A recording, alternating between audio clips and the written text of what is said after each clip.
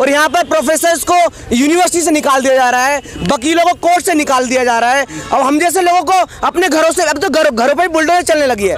ये कैसा राम राज्य है, ये कैसा हिंदू राष्ट्र? तब तक बोल सकते हैं जब तक संविधान है आपके हाथ में, भी तब तक कैमरा और माइक है जब तक संविधान है। आप चौथा स्तंभ है डेमोक्रेसी का, तो जब तक हम हैं ना ये बिकने देंगे, ना ये झुकने देंगे, ना हम झुकेंगे। जिन लोगों ने अंग्रेजों के आगे माफी घुटने टेकर माफी मांगी और देश की बोलियां लगाई, बेचा, और अपनी माँ बहन बेटी की जो सुरक्षा नहीं कर सके, हमारे लोग उनकी बेटियों को बचा के लाते थे, सुरक्षा करते थे। इलेक्शन के बाद इस बात की गारंटी देने वाला कोई नहीं कि हमारे पास वोट का अधिकार रहेगा या नहीं रहेगा। देखिए 131 दिन मैं आपको इनवाइट कर रही हूँ, 8 तारीख को प्रेस कॉन्फ्रेंस है, आपके मीडिया की राय आपको टाइम बता दिया जाएगा 3 बजे। अगर आप लोगों की कंफर्ट है तो आप लोग आइए, आपको हम बताएंगे कि कितना बड़ा एक्शन प्रोग्राम वहाँ पे होने वाला है। और आप देखें कि 131 दिन से एक महिला, दूसरा दलित महिला वहाँ पे बैठ के आंदोलन कर रही है। अच्छा, मंदिर के लिए धमकी दिया गया मुस्लिम नाम लेके कि मंदिर को उड़ा दिया जाएगा, योगी जी को भी किया जाएगा, लेकिन मुस्लिम एक ब्राह्मण निकलते हैं और एक तोमर निकलते हैं, क्या? लेकिन वो कौन सी ऑर्गेनाइजेशन के मेंबर थे वो देखना पड़ेगा। सीधा सीधा योगी से लिंक था उन दोनों लोगों को। मिश्रा, एक का नाम मिश्रा, एक का नाम तिवारी, मुझे एग्जैक्ट नाम याद नहीं आ रहा है, लेकिन आज सुबह ही ये न्यूज पढ़ी है कि तुम राम मंदिर का जिस तरीके से तुम एक पूरा धार्मिक रूप लेके एक तो राम मंदिर बना रहे हो, पहले बाबरी वहां से गिरा, उसके बाद उन तमाम देश की जनता पे पैर कुचलते हुए अब राम मंदिर बना रहे हो। चलो ठीक है, राम मंदिर बना, लेकिन किस तरीके का तुम षड्यंत्र रच रहे हो एक कि अपने ही लोगों को बेच के अपने आप को धमकी दिलाना, और मीडिया में कहना ये मुस्लिम खराब है। अरे अब बताता हूँ असली आतंकवादी कौन है। यहाँ इस देश में असली आतंकवादी वो लोग हैं जो सदियों से जातिगत हिंसा करते हुए, महिलाओं के साथ बलात्कार करते हुए हैं, और आदिवासियों को उनके घर से निकाला गया। ये असली बलात्कारी, यहाँ के हिंदुत्व वाले असली बलात्कारी और आतंकवादी हैं। क्या साजिश हो सकती है? मुस्लिम नाम क्यों लिया गया? क्या बताया जा रहा है? देखो सीधी बात है, 2025 में आरएसएस के 100 साल होने वाले हैं। इस चीज को जरूर ध्यान रखा जाए कि पिछले किस तरीके 100 साल होने के बाद एक मास मार्च निकलने गया और मास जेनोसाइड भी देखने मिल सकता है। इसलिए उससे पहले हम जब हम लड़ रहे हैं कि हम कहें देश बचाओ, संविधान बचाओ,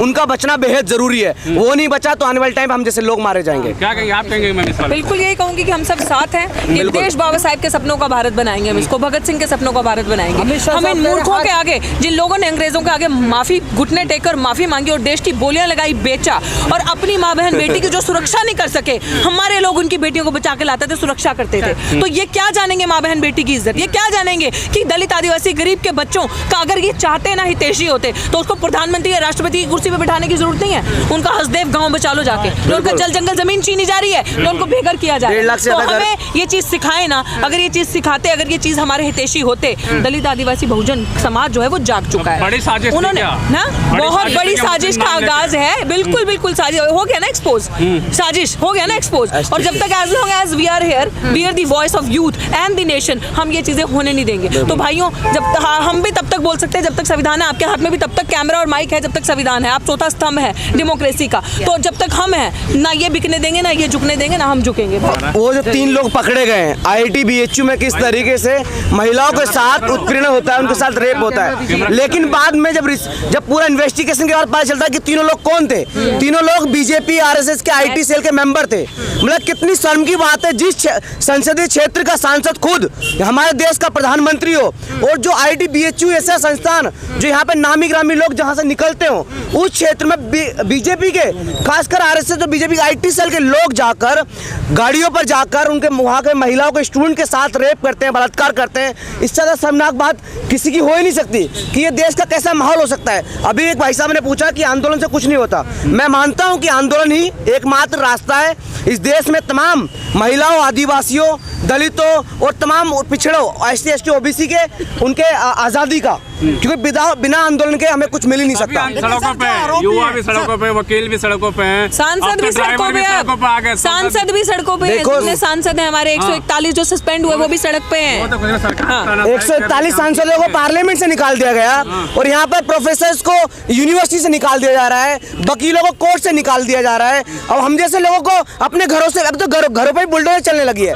ये कैसा राम राज्य है, ये कैसा हिंदू राष्ट्र है जहाँ पर तमाम उन्हीं के लोगों को उनके घर टुटवाने, वहाँ के उन्हीं के यूनिवर्सिटी से निकलवाना, उन्हीं के कोर्ट से निकलवा के पुलिस थाने भेजना, संसद पार्लियामेंट से तमाम सांसदों को बाहर भेजना, ये कैसा रामराज है? यहाँ से बीएचयू के छात्रों पर बुलडोजर नहीं चला। हाँ, यही देखो, जो बलात्कारी लोग होते हैं उन पे बुलडोजर नहीं चलता। सविता रॉय जैसी व्यक्ति जो DU संस्थान में एक बड़े संस्थान में बैठ के इतनी नीच हरकत कर रही है, जो जातिवाद का एक मुखर चेहरा दिल्ली यूनिवर्सिटी में उभर चुके, जिसका चेहरा खोलने का काम डॉक्टर इतुर हम जैसे लोगों ने किया है। और IIT BHU जैसे जो लोग रेप करते हैं उनके घर बुलडोजर नहीं चलती, लेकिन जो हम जैसे लोग जो है सड़कों पर रहकर इस देश को बचाने की अगुवाई करते हैं, इस देश को बचाने की मांग करते हैं, उन लोगों के घर में बुलडोजर चल जा सकती है। अगर वो मुसलमान होते तो पंचायत होने, मुसलमान होते तो उनको 2 मिनट में तोड़वा दिया जाता। ये कैसा अगर मुसलमान होते, दलित होते तो अभी तक पता नहीं क्या किया होता, तुड़वा दिया होता, सड़क पर रखा होता, काला मुंह किया होता और खुद ही फांसी दी थी लोगों ने। मुसलमान दलित होते तो इंसाफ कोर्ट तक नहीं मिलता, सड़क पे ही मिल जाता उनको।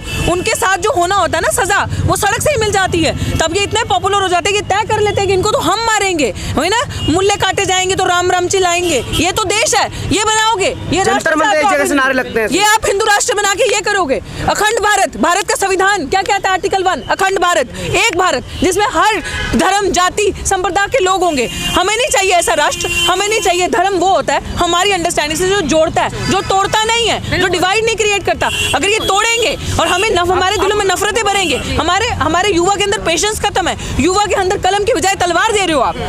तो तलवार का मतलब सेल्फ डिफेंस से हटकर ये है, जो ये तलवार दे रहे हैं कि हर गरीब, हर मजलूम, हर दलित, आदिवासी, खासकर मुसलमान, इनको काटा जाए, इनको मारा जाए, इनको आगे बढ़ने ना दिया जाए। लेकिन हम जैसे लोगों से पता है बहन जी आपको खतरा क्यों है? हम जैसे लोगों से खतरा इसलिए जो 4 किताबें बाबा साहब की वजह से हम पढ़ते हैं, वो पढ़ के हम सवाल करते हैं, हम बोलते हैं, हम प्रश्न करते हैं कि अब तक हमारी हालत ऐसी क्यों रही? फिर ऐसी नस्लें, डॉक्टर रितु, अभिषेक जाटव जैसे, आशुतोष जैसे अन्य ऐसे लोग जब निकल के आते हैं, एक क्लास जब आती है तो थ्रेट हो जाता है। फिर आती है बात की ये तो रिजर्वेशन से आए हैं, ये तो भीख लेके आए हैं। हमारे रिजर्वेशन पे सवाल आता है तो 10% किसकी भीख खा रहे हो?